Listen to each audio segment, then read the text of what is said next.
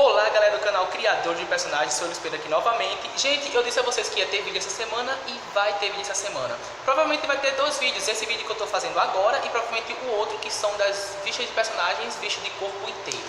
Esse vídeo aqui é respondendo uma pergunta que um coleguinha da gente colocou no comentário do vídeo passado, se era importante a gente primeiro criar o personagem ou criar a história.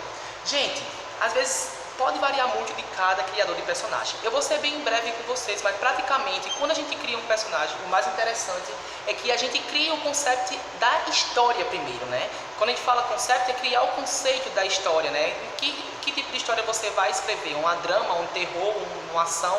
O que é que você vai criar? Porque quando você cria primeiro a história, fica mais fácil de você criar personagens que eles se encaixem no roteiro ali onde você quer inserir ele. Agora, quando você cria um personagem, para você criar um mundo em volta dele, às vezes você pode acabar se perdendo se você não for experiente o suficiente. Então, por isso que eu digo que isso pode variar bastante de cada criador. Às vezes as pessoas podem criar personagens e depois inserir ele em uma história, mas eu particularmente, às vezes, gosto mais de criar a história primeiro e depois todo o personagem. Mas às vezes, quando você cria personagem, você joga eles, né? Que vocês vão fazendo ele, às vezes sai na hora do almoço, você faz um personagem e aí às vezes dá para você encaixar numa história que você já tem. E aí é casos à parte, né?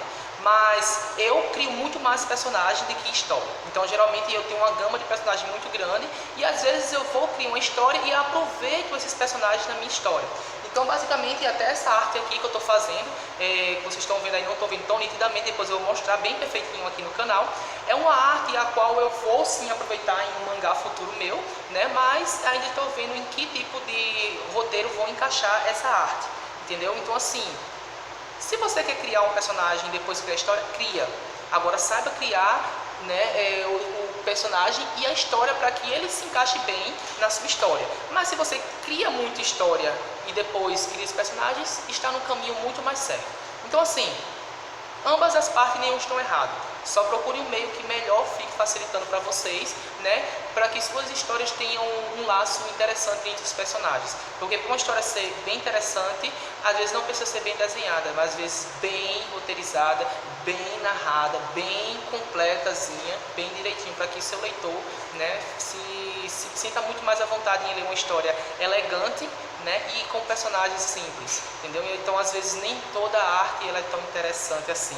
Então às vezes se você tem uma arte que você acha que não é tão assim perfeita, não precisa ser perfeita. Ela precisa ser algo que passe e transmita uma história, né, para os seus leitores, né? Então assim, quando eu falo essas linhas de raciocínio bem assim, que às vezes se distancia um pouco, é às vezes para vocês entenderem que criar personagens e criar histórias estão interligados um no outro. Então, às vezes, você não precisa de uma arte bem feita, e sim de um roteiro bem feito. Então, aproveite essas dicas e vamos para o próximo vídeo.